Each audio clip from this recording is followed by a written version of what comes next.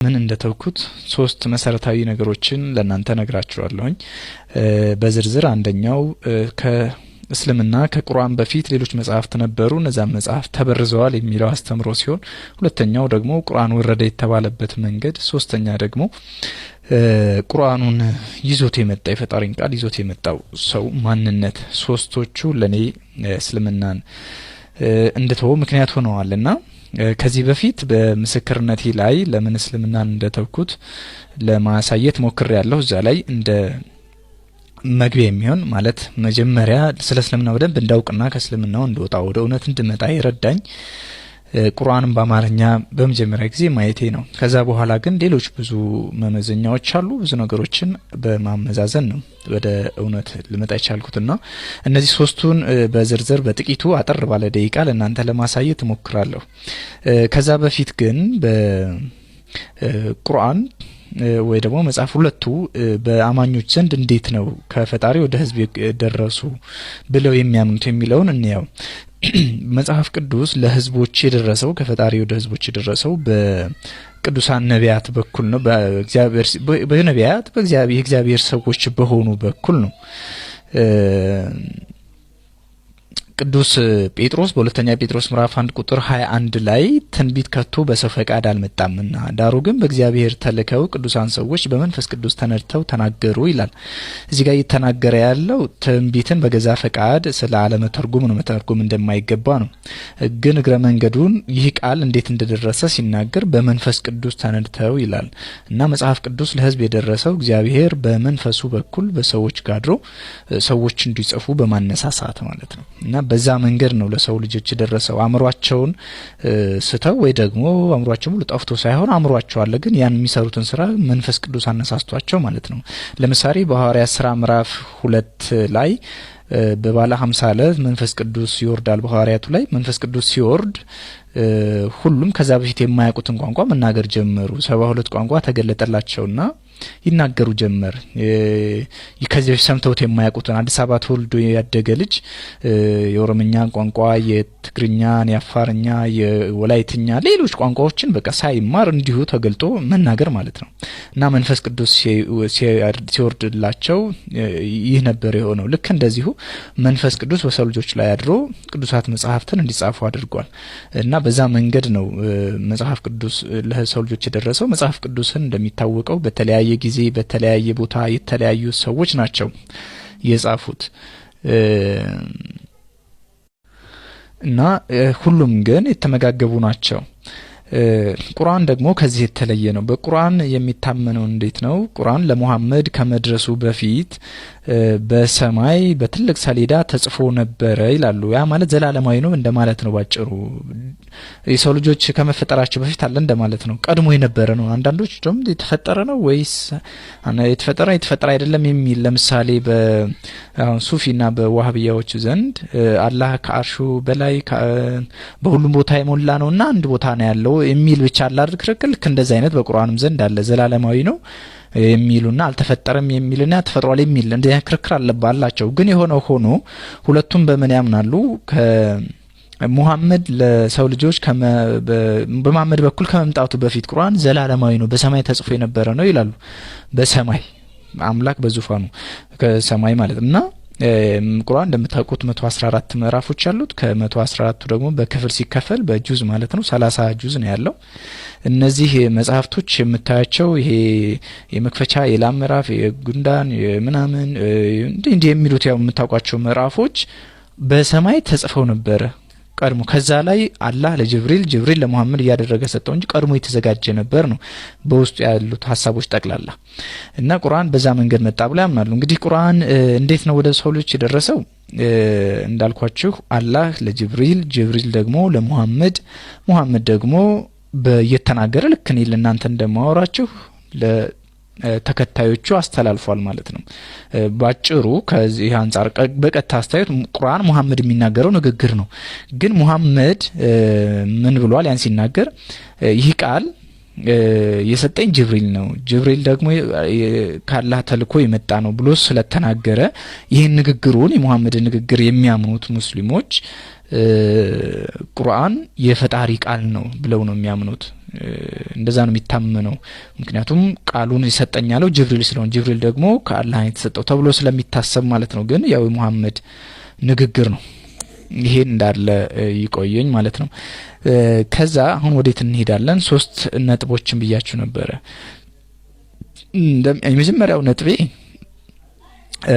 ቁርአን ከመውረዱ በፊት ፈጣሪ አላህ በነቢያቱ በኩል ቃል አውርዷል ብሎ ያምናሉ። መጽሐፍት ሰጥቶ ነበረ። እነዚህ መጽሐፍት ተውራት፣ ኢንጂል፣ ዘቡር ወይ ደግሞ ከተውራት ዘቡር፣ ኢንጂል ተውራት በሙሳ ዘመን፣ ዘቡር በዳዊት ዘመን፣ ኢንጂል ደግሞ በኢሳ ጊዜ ነው የተሰጠው ብለው ያስተምራሉ።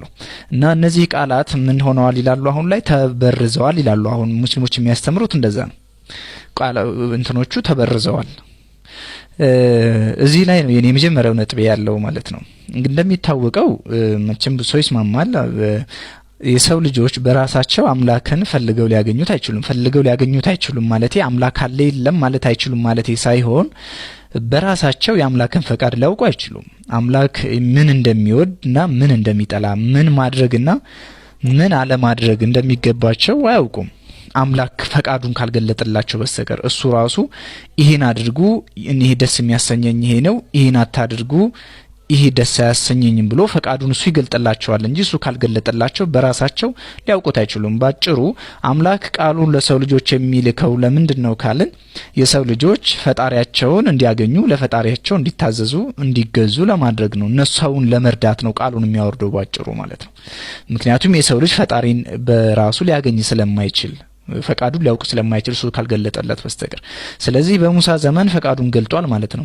ይሄን አድርጉ ብሎ ገልጧል ማለት ነው። ከዛም በኋላ በዳውድ በኩል በኢንጂል በኢሳ በኩል ገልጧል ብለው ያስተምራሉ።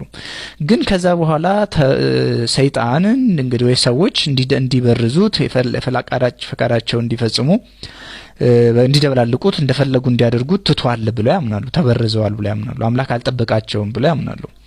እኔ እዚህ ላይ እኔ ጥያቄ ያለው አምላክ ሰዎችን ለመርዳት ከሆነ ቃሉን የሚያወርደው፣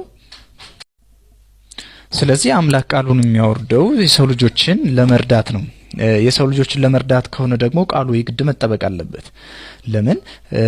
ብዙ ትውልድ ነው የሚያልፈው። ከሙሴ ጀምሮ እስከ ክርስቶስ እንኳን ብናይ የ1000 ዓመት ያክል አለ። 1000 ማለት 10 ትውልድ ነው። መቼም አንድ ሰው 100 ዓመት አይኖርም። በሙሴ ዘመን የወረደውን ቃል ካልተጠበቀ በስተቀር እስከ ኢየሱስ ክርስቶስ ከመጣበት ጊዜ የነበረው ትውልድ ሊያውቀው አይችልም። ምን ፈቃዱ ምን ብሎ ተናግሮ እንደነበረ። ደግሞ የሚገርመው ነገር ፈቃዴን አልፈጸማችሁ፣ ቀድሞ ያወረደውን ፈቃዱን ያልጠበቀውን ፈቃዱን ማለት ነው።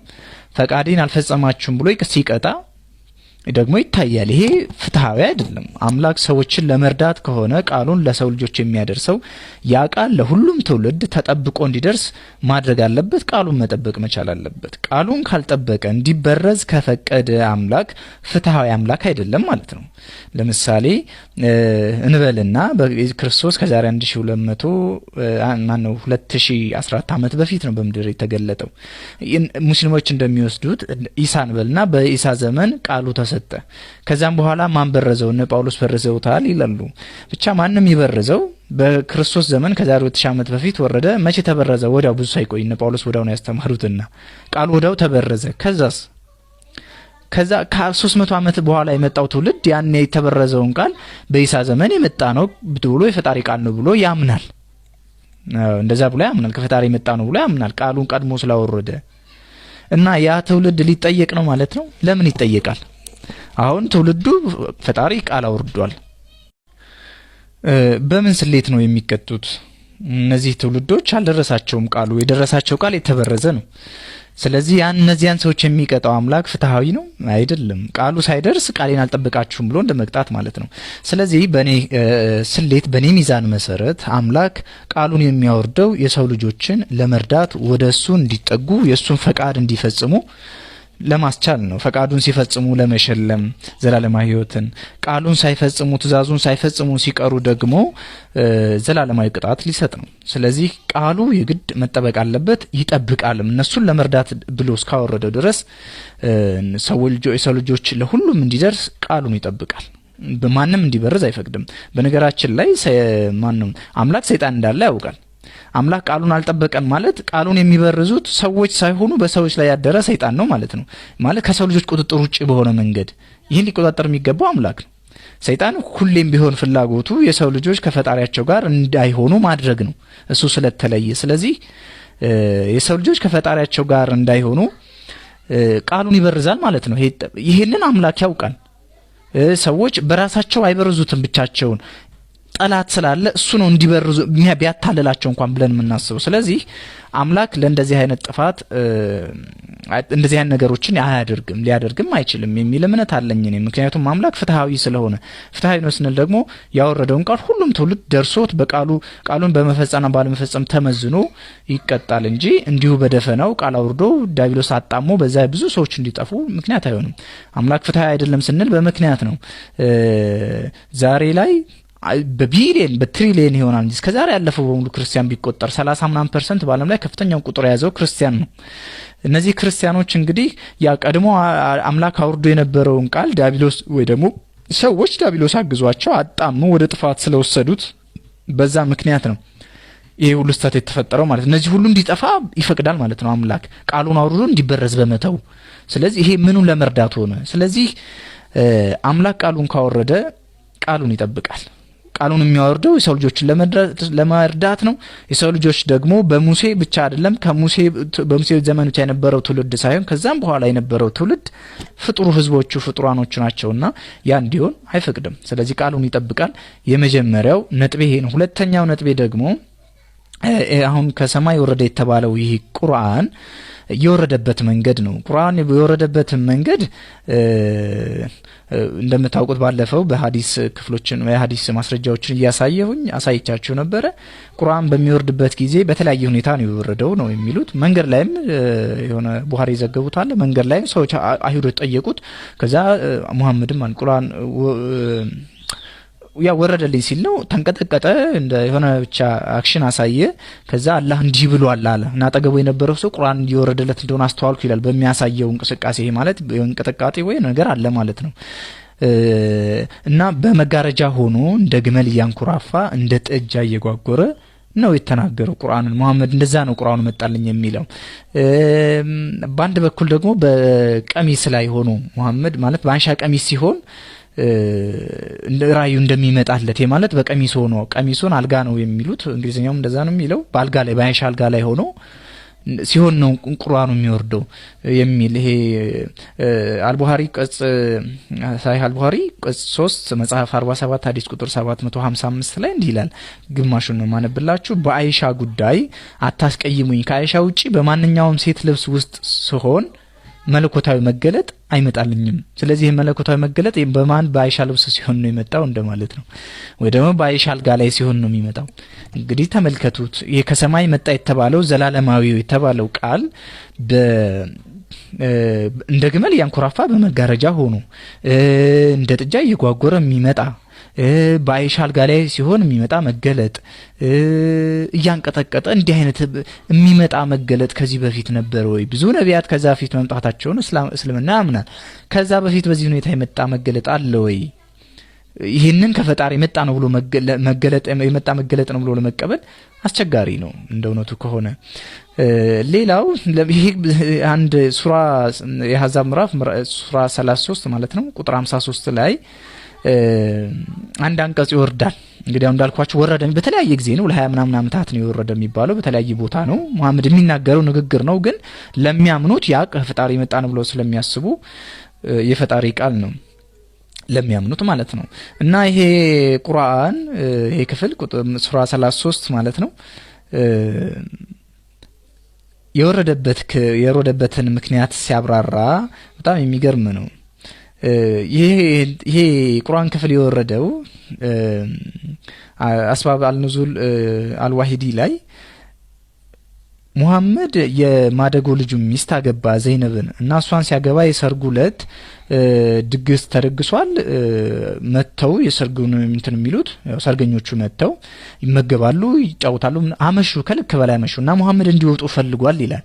እና እንዲወጡለት ፈለገ ሙሐመድ ግን አልወጣሉ እሱ ወደ ውጭ ወጥቶ እሱን ተከትሎት ይወጣሉ ብቻ የሆነ እንቅስቃሴዎችን አሳየ እንዲወጡ ያው በቃ ውጡልኝ አይነት ማለት ነው ምንም አይነት ቢያሳየ ግን ሰዎቹ የማይወጡ ሆኑ በዚህን ሰዓት ቁርአን መገለጥ መጣልኝ ከሰማይ ይልና ይሄን ክፍል አላህ ተናገረኝልና ይናገራል ማለት ራሱ ማለት ነው ምን እንደሚል ነው እንዲህ ይላል እናንተ ያመናችሁ ሆይ መድረሱን የማትጠባበቁ ስትሆኑ ወደ ምግብ ካልተፈቀደላችሁ በስተቀር የነብዩን ቤቶች በምንም ጊዜ አትግቡ ግን በተጠራችሁ ጊዜ ግቡ በተመገባችሁ ጊዜ ወዲያውኑ ተበተኑ ለወግ የምትጫወቱ ሆናችሁ አትቆዩ ይህ ነብዩን በርግጥ ያስቸግራል ከናንተ ያፍራል ግን አላህ ከእውነት አያፍርም ያለ ይቀጥላል እና ወደ መጨረሻ ቁጥር ላይ ያላህ መልእክተኛ ልታስቸግሩ ሚስቶቹንም ከርሱ በኋላ ምን ጊዜ የምታገቡ ለናንተ አይገባችሁም ይህ ከባድ ኃጢአት ነው ብሎ አላህ አወረደልኝ ይላል እንግዲህ ይሄ ቁርአን ይሄ ክፍል የወረደው ምን ለማድረግ ነው ሰዎች በመሐመድ ቤት ማለት የተመገቡ ያ ሙሽራል ነበር ያኔ የተመገቡ ረጅም ሰዓት ሲጫወቱ ቆዩና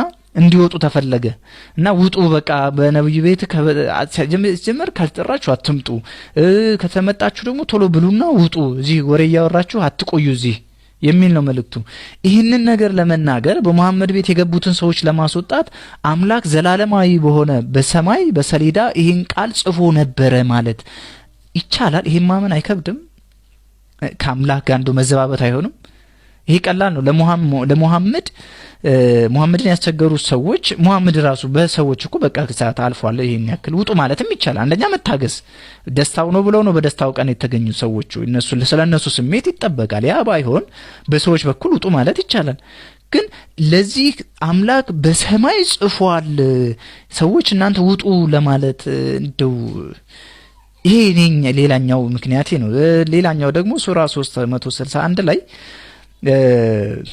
ሙሐመድ ባንድ ወቅት ማለት ነው በተከታዮቹ ልብስ የሆነ ቀሚስ ይጠፋል ከፋይ ልብስ ነው እና ይሄ ልብስ ሲጠፋ ሙሐመድ ነው የወሰደው ይሉታል በአካባቢ ያሉ ሰዎች ሙሐመድ ነው የወሰደው ሲሉት ማለት ቀሚሱን ወስዷል አሉት ሰርቋል እንደማለት ነው በሌላ አማርኛ ወስዷል ሌላ የለውም እና ሙሐመድ ሲታማ ይሄን ቀሚስ የወሰደው ሙሐመድ ነው ተብሎ እንግዲህ አመኔታ አልነበራቸውም ማለት ነው በሱ ላይ ሲታማ ከዛ አላህ ቃሉን አወረደ ይሄን ዘላለማዊ ቃል ማለት ነው ምን ብሎ ምን ሚል አወረደ ማለት ነው ይሄንን ሱናን አቡ ዳውድ መጽሐፍ 31 ሐዲስ ቁጥር 3960 ላይ እንዲህ ይላል የሱራ 361 የወረደበት ምክንያት ሲያብራራ አብደላህ ኢብኑ አባስ እንዳስተላለፈው ለነብዩም ሰለባን መደበቅ አይገባውም የሚለው ጥቅስ የወረደው ቀይ ከፋይ ልብስ ብዙ ጊዜ ከሐር የሚሰራ ለስላሳ ጨርቅ በማስመልከት ነበር በበድር ዕለት በመጥፋቱ ምክንያት አንዳንድ ሰዎች ምናልባትም ያላህ መልእክተኛ ናቸው ወሰዱት አሉ ስለዚህ ታላቅ የሆነው አላህ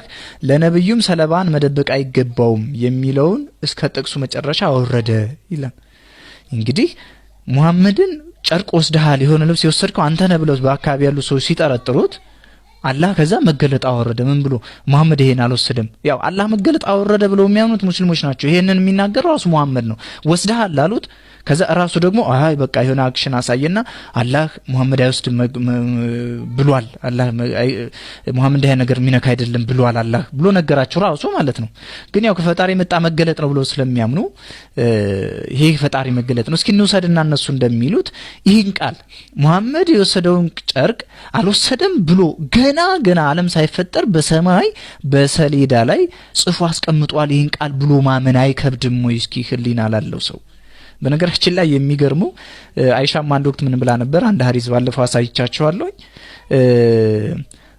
ያንተ አላህ ሙሐመድን ለማገልገል ይጣደፋል ብላ ነበር የሙሐመድ ፈቃድ ለመፈጸም ይጣደፋል ብላ ነበርና ያን ነው የሚያሳየው እንደው ምን የሚገርመኝ ነገር አላህ ነው እንደው እስኪ ቆየን ብዙ ወንድሞችን ሊያስከፋብኝ ይችላል በእስልምና ያሉትን ስለዚህ በዚህ መንገድ የወረደ መገለጥ ከፈጣሪ ነው ወይ ብሎ መቀበል አይከብድም ወይ ሁለተኛው ነጥቤ ነው እኔ ይሄን ልቀበለው አልችልም አምላክ ሙሐመድ ውስጥ ሙሐመድ ቤቱ ለሰርግ የመጡትን ሰዎች ውጡ ለማለት በዘላለማዊ ቃሉ በሰማይ ጽፎ አስቀምጦ ነበር አይደለም ይሄን እንደ ዘላለም ጽፎ ቃሉ ነው ብሎ እንኳን መጻፍ የለበትም ብያምናለሁ የፈጣሪ ቃል ነው ተብሎ ይጻፍ አይገባውም ግን ተጽፎ ነበር ብሎ ይሄንን ማመን ሙሐመድ የወሰደውን ቀሚስ አልወሰደም ብሎ ለማስተባበል አላህ በዘላለማዊ በዛ በሰማይ ጽፎ ነበር ብሎ ማመን የሚቻል ነው እንደ ግመል ያንኮራፋ በቀሚሱ ሲሆን በአይሻ ቀሚስ ባልገሻ ቤት ሲሆን የሚመጣ ቃል ከፈጣሪ ነው ብሎ ለመቀበል የሚቻል አይደለም። ስለዚህ እኔ እስልምናን ለመተው ሁለተኛው ምክንያቴ ይሄ ነው። ሶስተኛው ምክንያቴ ደግሞ የሙሐመድ ህይወት ነው። ሙሐመድ እንደምታውቁት ህይወቱ ራሱ ቃሉን አመጣሁ ያለው ሰው ህይወት በነገራችን ላይ ለምሳሌ ያክል ነው እንጂ ከጊዜ አንፃር እነዚህ ነካካሁላችሁ ብዙ ክፍሎችን ማንሳት ይቻላል። ብዙ ቁርአን ላይ ብዙ ጥያቄ ማንሳት ይቻላል እና ከጊዜ አንፃር ነው። እና ሶስተኛው የሙሐመድ ማንነት ነው። ሙሐመድ ሰይጣን ያለበት እንዳለበት ራሱ አረጋግጧል። አንደኛው ሁለተኛ ነገር ይሄ በሰይጣን ምክንያት ደግሞ ያልሆነው ነገር እንደሆነ መስሎ ይሰማው ነበር። በቃ በምናቡ ማለት ነው። ከሴት ጋር ሳይተኛ እንደተኛ ይመስለው ነበር። ይሄ ሐዲስ ነው፣ በሶሂህ የሆኑ ሐዲሶች ነው የመዘገቡት። ሶስተኛ ደግሞ ለ9 ዓመት ልጅ በቃ በቂ ነው ብዬ አምናለሁ። አሁን ከአይሻ ጋር በ9 ዓመቱ አብሯት ተኝቷል ማለት በራሱ ይከብዳልና የሙሐመድ ህይወት ይሄ ነበረ። ግመል ሰረቁኝ ያላቸውን ሰዎች አይናቸውን ጎልጉሎ እግራቸውን ቆርጦ እጃቸውን ቆርጦ የሚገድል አይነት ሰው ነው። እንደዚህ አይነት ሰው ከፈጣሪ መጣ መገለጥ ከፈጣሪ የፈጣሪ ነብይ ነው ለማለት ያስችላል ወይ? በኔ ሚዛን መሰረት ለፈጣሪ ነብይነት አይደለም ለመልካም ሰውነት የሚያበቃ ስብዕና ነው ብዬ እኔ አላምንም። ይሄ ስለዚህ ለፈጣሪ ነብይነት አይደለም ለመልካም ስብዕና የማይበቃ ከሆነ ስነ ምግባር ሙሐመድን የፈጣሪ ነብይ ነው ብዬ ልቀበል አልችልም። የፈጣሪ ነብይ ነው ብዬ ካልተቀበልኩኝ ደግሞ ቃሉን ልቀበለው አልችልም። ምክንያቱም እሱን ስቀበለው ነው ቃሉን ልቀበል የምችለው። ስለዚህ በዚህ መስፈርት እኔ እስልምናን ትቸዋለሁ። ህይወት የሚገኝበት ሳይሆን እንደውም ጌታችን ኢየሱስ ክርስቶስ በወንጌሉ ላይ የእግዚአብሔር ልጅ በስጋ እንደመጣ የማያምን ሁሉ እሱ ሐሰተኛ ነው እንዳለ ሐሰተኛ ነው ብዬ አምናለሁ። ገና ሙሐመድ ከመምጣቱ በፊት ደግሞ ሰይጣን የብርሃን መላእክት እስኪመስል ራሱን ይቀይራል ብሎ ነበር። ይሄም ብቻም አይደለም ብዙ ሐሰተኛ ነቢያትም ይመጣሉ ብሎ ወደፊት በደንብ ተናግሮ ነበር። በማቴዎስ ወንጌል ምዕራፍ 24 ላይ በብዙ ቦታ በመጽሐፍ ቅዱስ ተመዝግቧል። መጽሐፍ ቅዱሱ ከመዛ በፊት ነበር። ስለዚህ በዚህ መስፈርቶች እስልምና ከፈጣሪ መጣ መገለጥ አይደለም የሚል ድምዳሜ ላይ ደርሼ እስልምና ለቄ ወጥቻለሁ። ስለዚህ ነጥቦቹን ለማስታወስ ያክል ሃይላይቱን አንደኛ የመጀመሪያው ነገር እስልምና እንጂል፣ ዘቡር፣ ተውራት የሚባሉ መጽሐፍቶች ቀድሞ ነበሩ አውርዶ ነበር፣ ግን ነዛን አምላክ አልጠበቃቸውም ብሎ ስለሚያስተምር ይህ ማለት ስህተት ነው። ከምን አንፃር? አምላክ ቃሉን የሚያወርደው ለሰው ልጆች የሚሰጠው የሰው ልጆችን ለመርዳት ስለሆነ የሰው ልጆች አምላክን እንዲያገኙ ፈቃዱን እንዲፈጽሙ እንዲታዘዙ እንዲገዙለት ስለሆነ ሁሉም ትውልድ ያን ፈቃዱን የገለጠበትን ቃል እንዲያገኙ ያደርጋል። ያን ካላደረገ ፍትሃዊ ሊሆን አይችልም። ስለዚህ ያን አላደረገም ማለት ስህተት ነው የሚል መደምደም ያለኝ። ሁለተኛው ደግሞ እንዳልኳችሁ ቁርአን ወረደ የተባለበት መንገድ ቅድም የጠቃቀስኳቸው ናቸው። እነዛ ለአምላክ የአምላክ ቃል ቀድሞ ተጽፏል ብሎ የሚያስብል አይደለም። እንደውም በተቃራኒው በአምላክን እንደመበደል አድርገው ወስደዋል ያመናገር። ሶስተኛ ቃሉን አመጣው ያለው የሙሐመድ ማንነት ጉዳይ ለኔ ነጥቦቼ ናቸው። በሌላ ጊዜ እግዚአብሔር ቢፈቅድ አስፈተን ልናያቸው እንችላለን። ያስተማረን የመከረን የአባቶቻችን አምላክ ስሙ የተመሰገነ ይሁን። ተግተው የሚሹኝ ያገኙኛል ብሏልና ተግታችሁ ፈልጉት እዩት። ዋው ግባችን አምላክን ማግኘት ነው። ሌላ ምንም እኮ የለንም። እስልምና ቢሆን ትክክል እሱ እንከተላለን። ነብዩ ኤልያስ ከአካብ ጋራ ከእነ ኤልዛቤት ጋራ ሲወራረድ በዘመኑ የነበሩ ዳጎን የሚያመልኩ ነበሩና ወደ ተራራውም ወጥቶ እንውጣና አምላክ እግዚአብሔር ቢሆን እግዚአብሔር እናምልክ፣ ዳጎን ቢሆን እሱ እናምልክ ኑ ብሎ ተወራርዶ ነበር። እናም መስዋዕቱን እግዚአብሔር ወስዶለት ገልጧል እግዚአብሔርን አምላክነት። እና አሁንም ማለት የምፈልገው ዋናው ነገር የሰው ልጆች እኛ የምንፈልገው መዳናችን ነው። እስልምና ይሁን ክርስትና ይሁን ማንም ይሁን ግን የአምላክ መገለጥ የቱ ነው በሚል መነጽር አይተ ነው በዛ መንገድ አይተ ነው የአምላክን ፈቃድ ለመፈጸም ከአምላክ ጋር ለመሆን ብንሞክር በዛ አይን ብናየው የተወለድንበትን ብለን ቁጭ ብለን በመያዝ ባይሆን መልካም ነው የሚል ሐሳብ አለኝ። እንግዲህ ካሳዘንኳችሁ ይቅርታ አድርጉልኝ። ባጠፋው ይቅርታ ይደረግልኝ። ሰላም ሁኑ።